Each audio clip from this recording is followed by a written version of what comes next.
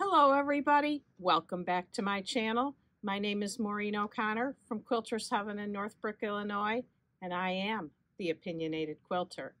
Today's episode, number 40, is the joy of strip piecing. But before we get to that, let's get to my opinion. My opinion today is more of a I don't understand it. I've seen this now 3 times on YouTube videos. And the first time I saw it, I thought it was a bit odd. But then when I saw it 2 more times, I just came up with, I don't understand it. After we go through this, why don't you give me a comment and tell me what you think about it? This is a technique that gives you a version of a square in a square. And the way you do it is you take 2 pieces of fabric, 2 squares, right sides together, and clearly I've used junk fabric for this. And you draw a line corner to corner, both ways, and then you sew all the way around the outside edge. And after you sew around the outside edge, you have to take a scissors, which I don't know if you use scissors much anymore. I almost always use rotary cutters and not scissors. I use scissors to snip threads maybe, but I don't use scissors a whole lot. So now you have to pull these apart so that when you make this clip, you don't clip through the other fabric. So now I've clipped through it. Now you have to take your scissors, snip up to the corners, and it's just going to take 1 second here to get there. Way slower than a rotary cutter would be. You want to get all the way to the corner. So then you'd go to your ironing board and press this open, and this is what you would get. What looks sort of like a square in a square, but you have no seam allowance here. This goes all the way to the edge. So when you sew at your 1/4 inch, which would be here, you have cut off your corner. And that's exactly what happens. Now you take this piece, take your next square, and sew them together, and you do the same thing. Yeah, this is open. I had it shut. You take your next piece and lay it on here and do the same thing. Lines corner to corner, sew all the way around. Take your fabric, make sure you pull it apart, and even that cannot be easy all the time. Yeah, as you see. So then you do the same thing. I'm not going to go through cutting the whole thing because this is what you get. Once you cut corner to corner and open it up, your corners are cut off here, and they're cut off just a little bit. If you're going to cut off your corners, why don't you cut them off a lot and make a pineapple block where they're really cut off and they look like they're cut off purposefully. This just looks like you did a bad sewing job. Now, somebody might say, well, I think this is easier than the traditional method. Let's see what you think. So in a traditional square in a square, you need 1 square for the center and 2 squares for the outside.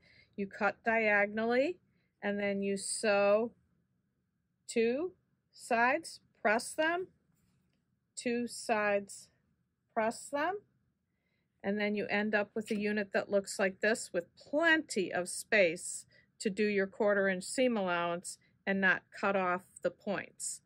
So to do another round, you then now need 2 more squares for the next round, and you go ahead and sew 2 sides, press, 2 sides, press,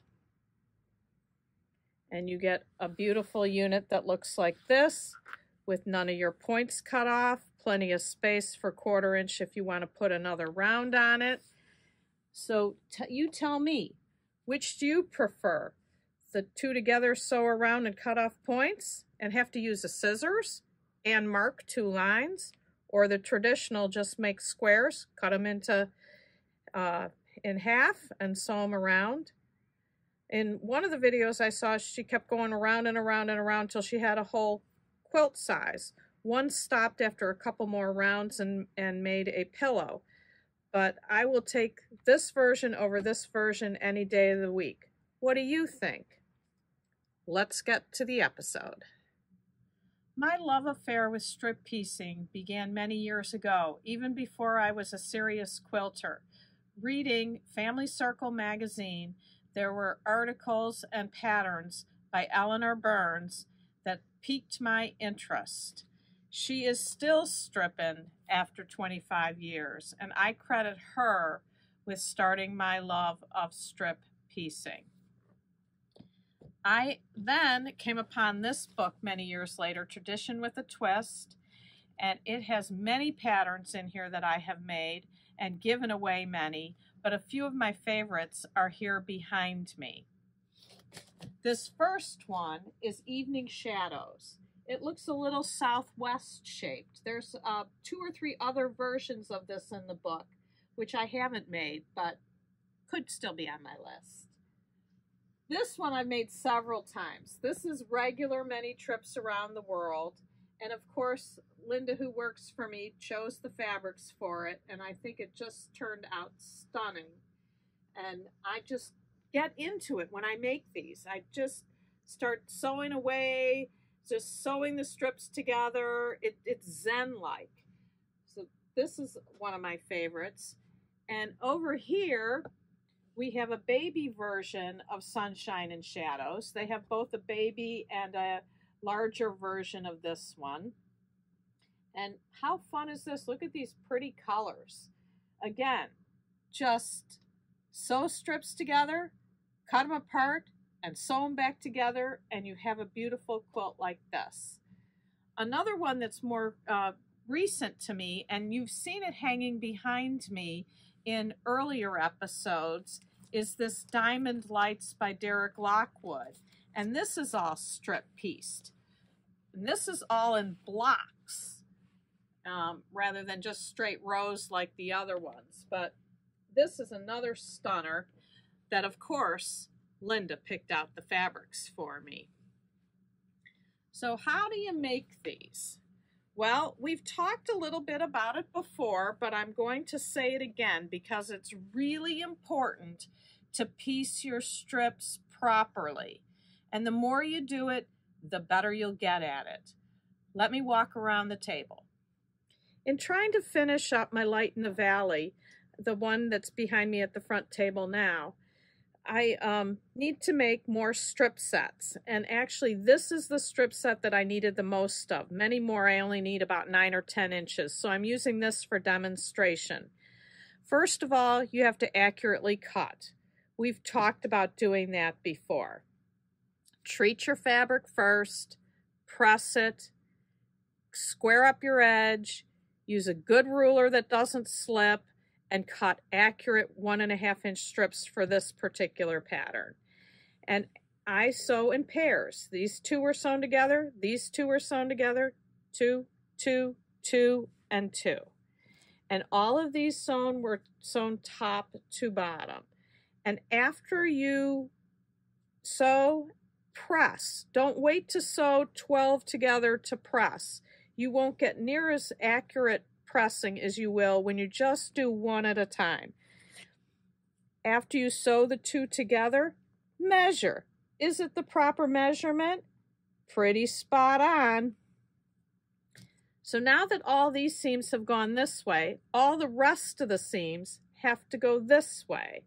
And you don't want to waste any fabric, especially if you need every single inch of your strip set. So when I sew these 2 together, I match them up here, but I sew from down here to up here. When I sew this one, I will match up here and then go to the sewing machine and start here and sew. So you have one uneven edge at the bottom, but your whole top edge is up here. And you have to look at what your strip set is, because I have 12, I sewed 6 together, and we'll have 6 together. I'll have 2 halves. Actually, I think this one's over here.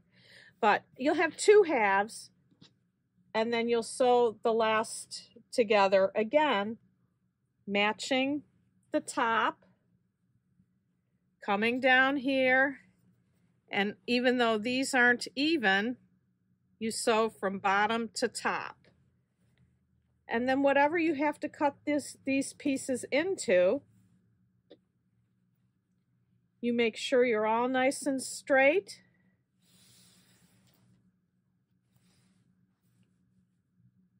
And you cut to whatever the pattern tells you to cut to. And once you have your strips even, straight, cut the right size, all these quilts will come together easily. Now, just because I love this book and have made many, many patterns from here, doesn't mean I still don't change things.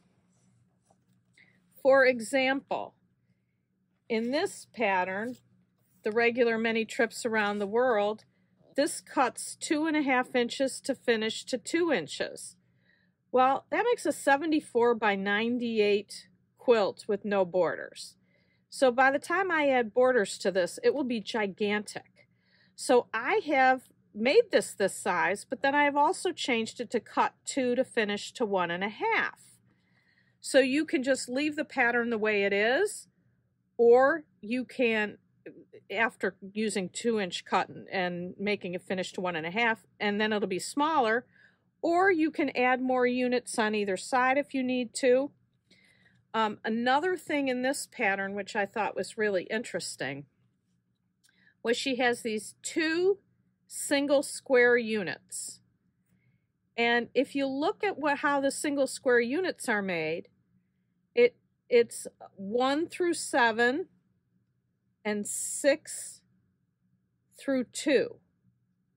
So when I make this quilt, I don't do any single square units. I make a strip set that's units 1 through 7 and a strip set that's fabric 6 through 2. And then I just butt them up side to side. And it works out perfect. So again, you can change the pattern to whatever you want to make it. And you can always find easier and different ways to do things that work better for you. But if you love strip piecing, I highly recommend this book. It is no longer in print. You can get it on a Kindle, and you can get it through Amazon. I did just check, and it listed 146 different buying options. Now, we talk an awful lot about scraps. These quilts, you pretty much have to plan them. If you do a baby quilt, you could find enough in your stash to have enough pieces to make a baby quilt, because some of those are only the one I showed you earlier was a ½ yard per fabric. So you could do it with stash. But I hope that you will give strip piecing a try if you haven't before. And if you've had trouble with it, check your cutting and your pressing and your accurate 1/4 inch seam allowance, and I think you'll have some really great success. So if you enjoyed today's video, please like, share, and subscribe. And until next time, happy quilting.